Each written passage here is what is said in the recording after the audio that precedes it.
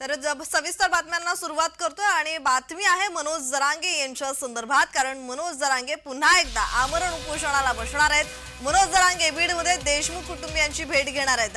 15 दिवस उलटूनही देशमुख कुटुंबियांना न्याय न मिळाल्याने संताप व्यक्त होताना दिसतोय। आपण पाहतोय बीडमध्ये सरपंच संतोष देशमुख यांचं अपहरण करून हत्या करण्यात आली आणि या हत्येला आता राजकीय वळण लागलेलं पाहायला मिळतात। आरोप प्रत्यारोप याच प्रकरणावरून होताना दिसतायत। त्याचबरोबर या प्रकरणी सध्या 4 जण अटकेत आहेत, चौकशी त्यांची सुरू आहे आणि कुठेतरी मंत्री धनंजय मुंडे यांचं नावही आता समोर येताना दिसतंय, त्यांच्यावर आरोप होताना दिसतायत। त्याचबरोबर वाल्मिक कराड याचं नाव सातत्यानं विरोधकांकडून घेतलं जात आहे, त्यामुळे आता या प्रकरणाला वेगळं वळण लागतंय।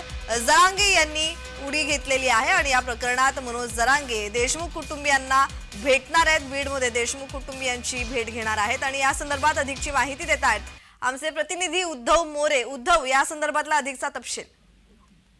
नक्कीच जरांगे पाटील सुरुवातीची ज्या वेळेस अपहरण आणि हत्या संतोष देशमुख यांची घडली होती त्या दिवशी जरांगे पाटील या ठिकाणी आले होते आणि आता परत 15 दिवसांनी देखील 3 आरोपी मोकाटच आहेत या सगळ्या प्रकरणामध्ये। त्या सगळ्या संदर्भामध्ये भेट जे आहे ते देशमुख कुटुंबियाची, पीडित कुटुंबियाची घेणार आहेत आणि कशा पद्धतीने देशमुख कुटुंबांची भावना आहे हे जाणून घेण्याचा प्रयत्न करणार आहेत। जी उद्धव, जरांगे किती वाजता इथे पोहोचतील? आणि दुसरं म्हणजे मनोज जरांगे यांनी आधीपासूनच या प्रकरणात आक्रमक भूमिका घेतली होती, इशारा देताना ते सरकारला दिसले होते आणि आता मनोज जरांगेंची पुढची भूमिका या प्रकरणातली काय असू शकते? नक्कीच आता भूमिका 3च्या नंतर ते येणार आहेत, त्या ठिकाणी स्पष्ट करणार असल्याचे।